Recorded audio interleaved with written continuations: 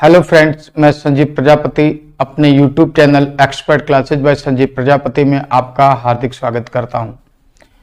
दोस्तों, जैसा कि आपको मालूम है, हम लोग daily science for competitive exam series पढ़ रहे हैं। इस सीरीज में हम लोगों ने आजकल ऊष्मा पढ़ना शुरू किया है। आज हमारा टॉपिक है theory of radiations. Theory of radiations में कुछ चुने हुए प्रश्नों का संकलन किया गया है। आइए देखते हैं वो प्रश्न कौन कौन से हैं। ये प्रश्न बहुत सारे कॉम्पिटिटिव एग्जाम्स में आने के लिए बहुत ही महत्वपूर्ण प्रश्नों का संकलन किया गया है। आप यकीन मानिए, इनको संकलित करने में बड़ी मेहनत लगी है और आशा करते हैं कि आप लोग भी इनको पढ़ेंगे और लाभान्वित होंगे। ठीक है ना। शुरू करते हैं आज का पहला प्रश्न। जैसा कि हम सब लोग स्क्रीन पर देख पा रहे हैं, हमारे पास लिखा हुआ है किसी तारे का रंग बताता है। किसी तारे का रंग बताता है। आपको मैं बता देता हूं तारे का रंग क्या बताता है। जैसे कि हमने वीडियो में पढ़ रखा है,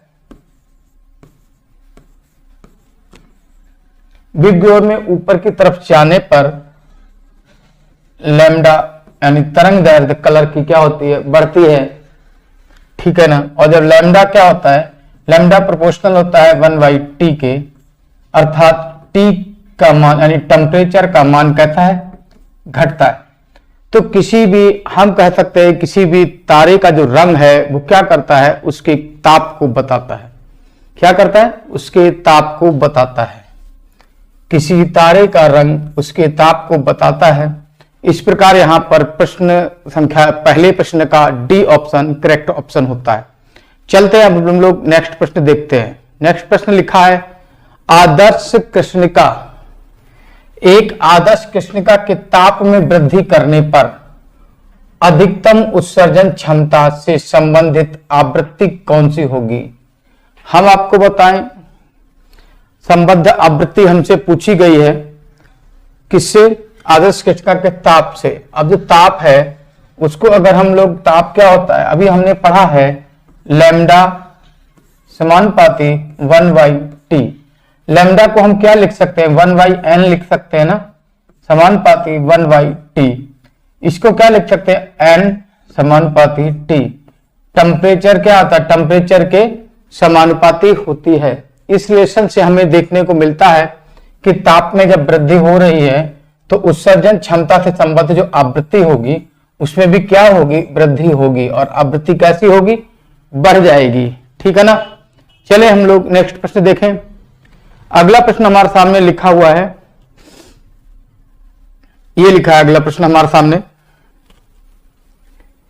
दो गोलों A और B को इतना गर्म किया जाता है, A और B दो गोले हैं, उनको इतना गर्म किया जाता है कि A गोला नारंगी और गोला B लाल दिखाई देता है। कैसा दिखाई देता है, लाल दिखाई देता है। ठीक है ना। तो उनके तापों में क्या संबंध होगा। एक कैसा दिखाई देता है, नारंगी यानी ऑरेंज, दूसरा रेड।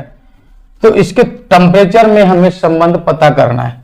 अगर हम लैम्डा का मान देखें तो नीचे से ऊपर यानी कि ऑरेंज से रेड की तरफ जाने पर जो तरंग दैर्ध्य का मान है वो बढ़ता है। जब तरंग दैर्ध्य का मान बढ़ता है तो टेम्परेचर का मान कैसा होगा, घटेगा। कैसा होगा, टेम्परेचर का मान घटता है। ठीक है। तो पहले वाले का टेम्परेचर ऑरेंज वाले का कैसा होगा, ज्यादा होगा। और यानी कि टेम्परेचर ऑफ ए कैसा होगा, ग्रेटर देन होगा। कैसा, greater than temperature of B. ठीक है ना। तो इस तरह से यहां पर हम देखते हैं, वहां पर हमारा ऑप्शन बी ऑप्शन कैसा होता है, करेक्ट ऑप्शन हो जाता है। कैसा हो जाता है, बी ऑप्शन। बी ऑप्शन हमारा करेक्ट ऑप्शन हो जाता है। चलिए अब हम लोग देखते हैं अगला प्रश्न। अगला प्रश्न लिखा है सूर्य के वर्णताप। सूर्य के वर्णताप 6000 केल्विन पर अधिकतम ऊर्जा के संगत तरंग दैर्ध्य इतनी है। यदि एक तारे के लिए अधिकतम ऊर्जा के संगत तरंग दैर्ध्य का मान इतना हो तो उसका ताप कितना होगा। तार नहीं है, ये तारे लिखा हुआ है। ठीक है ना। यहां पर हमारा एक फार्मूला काम करता है। कौन सा फार्मूला होगा, अब हम लोग पढ़ते हैं T1/T2 इक्वल टू λ2/λ1। T1 हमें कितना दिया हुआ है 6000 केल्विन, कितना दिया है 6000 केल्विन, और T2 हमें निकालना है। लैम्डा 1 और लैम्डा 2 की वैल्यू दी हुई है। लैम्डा 1 कितना है 4753 और लैम्डा 2 दिया है 1, लैम्डा 2 कितना दिया हुआ है 9506, डिवाइड करोगे 2 आएगा, तो हमको यहां से मिलेगा कितना मिलने वाला है हमको 2T2 equal to 6000 kelvin. T2 बराबर मिलेगा 6000 अपॉन 2 डिवाइडेड बाय 2 करेंगे तो 3000 केल्विन, कितना मिलेगा 3000 केल्विन। T2 बराबर हो गया 3000 केल्विन। इस तरह से दोस्तों हमने देखा यहां पर हमारा option B option correct option होता है 3000 केल्विन। ठीक है ना। नेक्स्ट प्रश्न हमारे सामने ये रहा।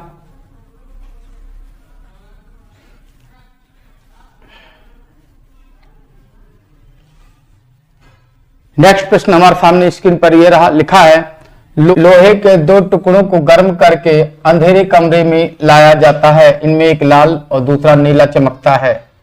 तो हम आपको बताएं एक लाल कलर होता है और एक हमारे पास ब्लू कलर होता है, लाल और नीला। जो लाल कलर होता है उसका टेम्परेचर कम होता है नीले वाले की अपेक्षा। ठीक है, तो नीले रंग का टेम्परेचर कैसा होगा, इसका टी टेम्परेचर अधिक होगा। ठीक है ना, ग्रेटर देन होगा किससे, रेड कलर वाले से। आई बात समझ में। तो यहां पर हम ऑप्शन पढ़ते हैं लाल चमकीले वाले टुकड़े का ताप अधिक होगा, ऐसा नहीं है। नीला चमकने वाले टुकड़े का ताप अधिक होगा, ये सही है। ठीक है ना, आई बात समझ में। दोनों टुकड़ों के समान होंगे ताप, ऐसा नहीं है। ठीक है, उनके तापों के संबंध में कुछ भी नहीं कहा जा सकता, बिल्कुल गलत बात है। यहां पर ऑप्शन हमारा बी ऑप्शन करेक्ट ऑप्शन हो जाता है। चलते हम लोग नेक्स्ट प्रश्न देखते हैं। नेक्स्ट प्रश्न हमारे सामने लिखा हुआ है, अगला प्रश्न हमारे सामने लिखा है कृष्णिका विकिरण के संपूर्ण ऊर्जा वितरण में, कृष्णिका विकिरण का जो संपूर्ण ऊर्जा वितरण वक्र होता है वो किसकी व्याख्या करता है। हम आपको बताएं ऊर्जा विकिरण में संपूर्ण ऊर्जा स्तर जो होता है, ठीक है, ऊर्जा वितरण वक्र, संपूर्ण ऊर्जा वितरण वक्र जो होता है वो प्लैंक नियम की व्याख्या करता है। किसकी व्याख्या करता है, प्लैंक नियम की व्याख्या करता है। चले हम लोग नेक्स्ट प्रश्न देखें। नेक्स्ट प्रश्न हमारे सामने लिखा हुआ है, लिखा है प्लैंक का विकिरण नियम, प्लैंक का विकिरण नियम प्रतिपादित करता है कि विकिरण की प्रकृति कैसी होनी चाहिए। आई बात समझ में। हम आपको बताएं विकिरण की प्रकृति द्रव्य तरंग प्रकृति नहीं होती, चुंबकीय प्रकृति की व्याख्या नहीं करता, यांत्रिक तरंग प्रकृति की व्याख्या नहीं करता। प्लैंक का नियम हमने पता है क्वांटम सिद्धांत की व्याख्या करता है। क्या करता है, विकिरण की क्वांटम प्रकृति की व्याख्या करता है। इस तरह से दोस्तों हमने यहां पर देखा कि हमारा डी ऑप्शन कैसा होता है, करेक्ट ऑप्शन हो जाता है। चलते हैं हम लोग नेक्स्ट प्रश्न देखते हैं। अगला प्रश्न हमारे सामने लिखा हुआ है बीन नियतांक का मान कितना होता है। बीन नियतांक का मान कितना होता है, हमने बीन का फार्मूला पढ़ा है lambda M into T equal to B. ये क्या होता है, एक कांस्टेंट होता है, इसी को हम लोग क्या बोलते हैं, बीन कांस्टेंट बोलते हैं। इसे क्या बोलते हैं, बीन कांस्टेंट बोलते हैं। इसकी जो वैल्यू होती है कितनी होती है, बी बराबर होता है HC/5K। ठीक है ना। इस तरह से इस प्रश्न के ऑप्शन अगर देखें तो ऑप्शन ए करेक्ट ऑप्शन है। ठीक है ना। नेक्स्ट प्रश्न देखते हैं। नेक्स्ट प्रश्न हमारे सामने होगा, ये लिखा है एक वस्तु T केल्विन उच्च ताप पर है, उसके द्वारा उत्सर्जित ऊष्मीय ऊर्जा की दर कितने के अनुक्रमानुपाती होती है। ठीक है ना। हमने एक फार्मूला पढ़ा है E समानुपाती T की पावर 4। ठीक है ना। इसको कैसे लिखते हैं, E equal to sigma T की पावर 4। ये स्टीफन रूल है। क्या है, स्टीफन्स लॉ यानी स्टीफन का नियम। तो क्या होता है, किसी वस्तु की उच्च ताप पर यानी T केल्विन ताप पर उसके द्वारा उत्सर्जित उसमें ऊर्जा की दर T की पावर 4 के समानुपाती होता है। किसका? T की पावर 4 के समानुपाती होता है। चलें अब हम लोग नेक्स्ट प्रश्न देखते हैं। अगला प्रश्न हमारे सामने लिखा है, एक कोष्ठ में बंद विकिरण का पूर्ण परावर्तक सतह पर दाब कितना होता है? एक कोष्ठ है, एक कोष्ठ दिया हुआ है, उसका बंद विकिरण पर पूर्ण परावर्तक सतह पर दाब पूछा गया है। तो पूर्ण परावर्तक सतह का दाब का सूत्र होता है P बराबर 1 × 3 × U। ठीक है, ये इसका फार्मूला होता है। इस तरह से इस प्रश्न का ऑप्शन सी करेक्ट ऑप्शन हो जाता है। चलते हैं हम लोग नेक्स्ट प्रश्न देखते हैं। अगला प्रश्न हमारे सामने है, स्टीफन कांस्टेंट का मान क्या होगा? ठीक है, व्हाट इज स्टीफन कांस्टेंट होता क्या है हम आपको बताते हैं। अभी हमने पढ़ा है E समानुपाती T की पावर 4, इसको लिखते हैं E बराबर सिग्मा T की power 4 where sigma is Stefan constant. क्या होता है? ये स्टीफन कांस्टेंट होता है।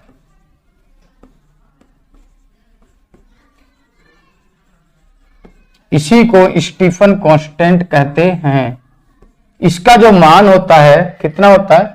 5.6 × 10⁻⁻8 वाट प्रति मीटर स्क्वायर केल्विन की पावर 4 ये रहता है। ठीक है ना। इसका अगर हम मिलान करते हैं तो हमारा ऑप्शन ए ऑप्शन यहां पर करेक्ट ऑप्शन हो जाता है। ठीक है ना। चलते हैं अब हम लोग अगला प्रश्न देखते हैं। अगला प्रश्न हमारे सामने स्क्रीन पर ये रहा, लिखा है एक कृष्णिका के द्वारा 27 डिग्री सेंटीग्रेड पर विकिरण उत्सर्जन की दर E है। 327 डिग्री सेंटीग्रेड पर विकिरण की उत्सर्जन की दर कितनी होगी? ये हमसे पूछा गया है। ठीक है ना। अब हम लोग बताते हैं कितनी होगी। हमने एक फार्मूला पढ़ रखा है E1 बटे E2 बराबर E1 upon E2 equal to T1 upon T2 की पावर 4। E1 कितना दिया है? E दिया हुआ है। E2 ऐसे लिख लें, T1 हमको 27 लिखा है ना, 27 प्लस 273 करेंगे और ये कितना है? 327 प्लस 273 करेंगे होल पावर 4 करेंगे। ठीक है ना। E equal to upon E2 equal to कितना हो जाएगा हमारे सामने? 300 बटे 600 की पावर 4, 3 2 जा 600। आगे देखते हैं, फिर हमारे सामने आता है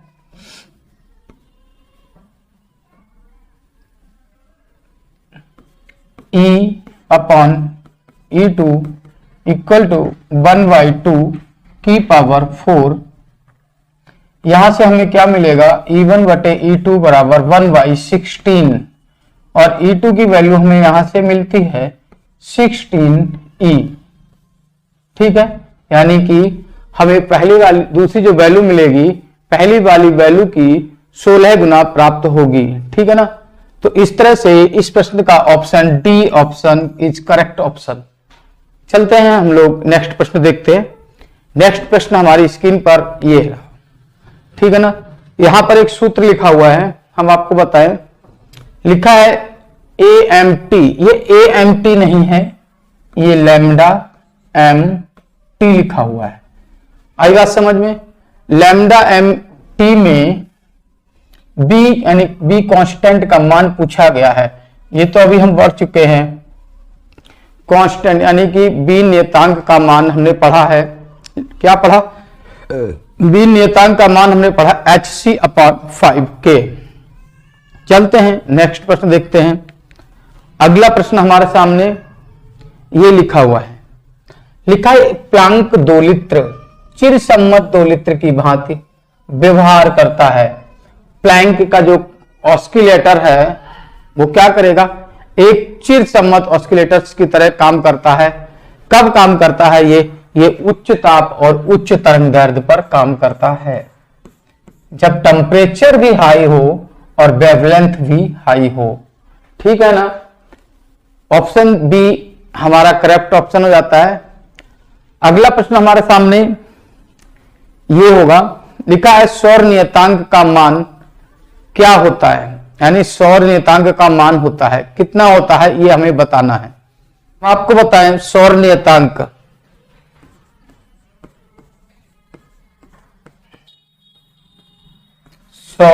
नियतांक बराबर होता है ऊर्जा बटे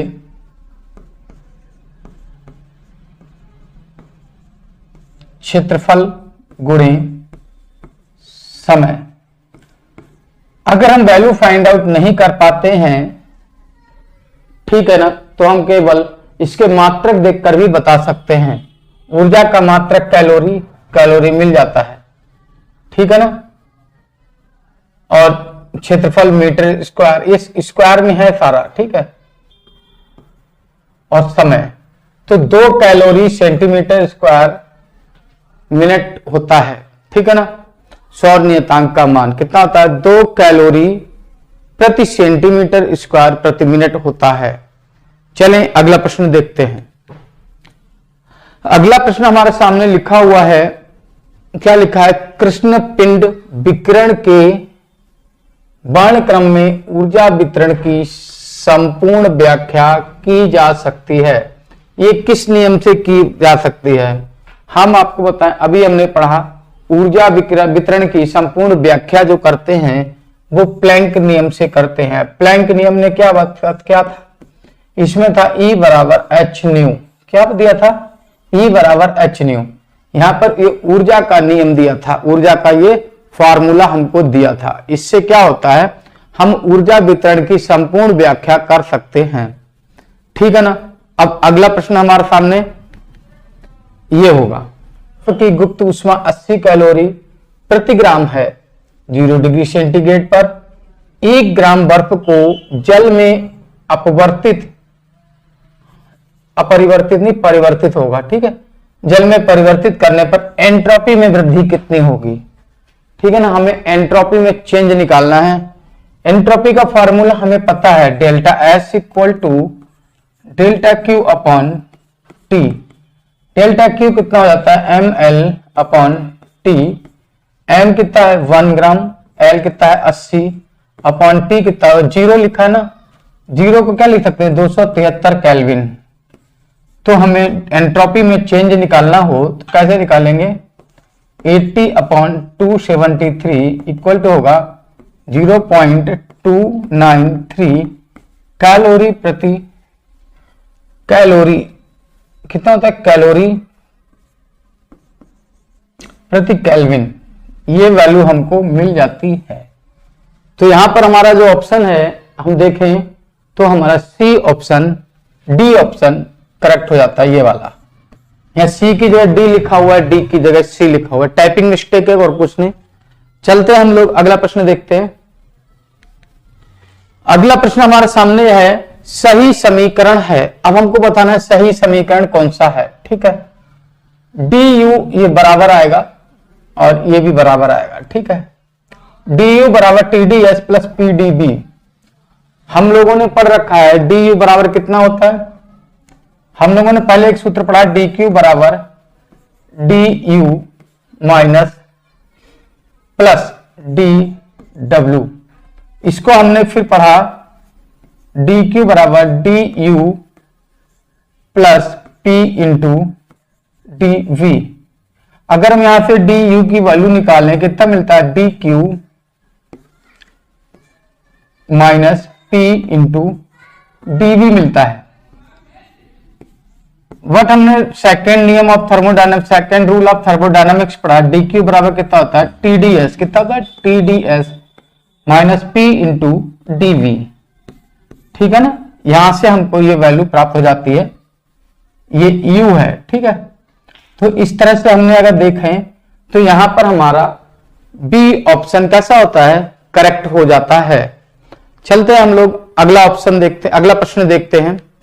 अगला प्रश्न हमारे सामने ये लिखा हुआ है। अगला प्रश्न लिखा है सही संबंध बताइए। क्या लिखा है, सही संबंध क्या होगा। अब हम बताएं, हमने बहुत बार पढ़ा है जी बराबर कितना होता है, जी बराबर U plus P B minus T S. ये सही संबंध है। Option D is always correct option. ठीक है, ये सही ऑप्शन है। चलते हैं हम लोग अगला प्रश्न देखते हैं।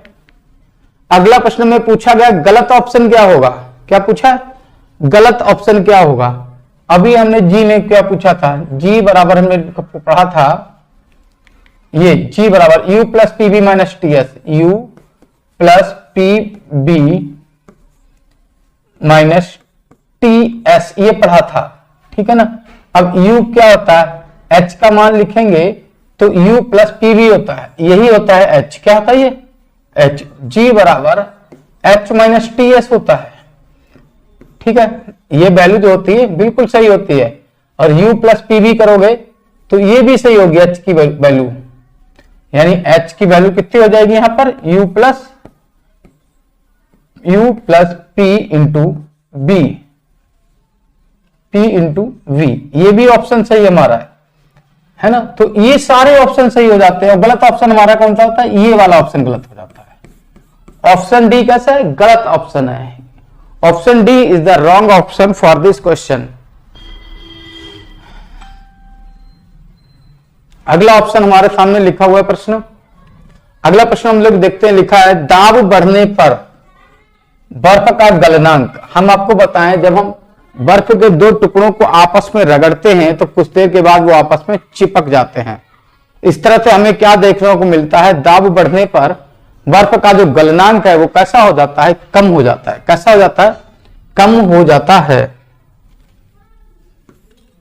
आसानी से फिर वो नहीं पिघलेगा। ठीक है ना। अगला प्रश्न देखें।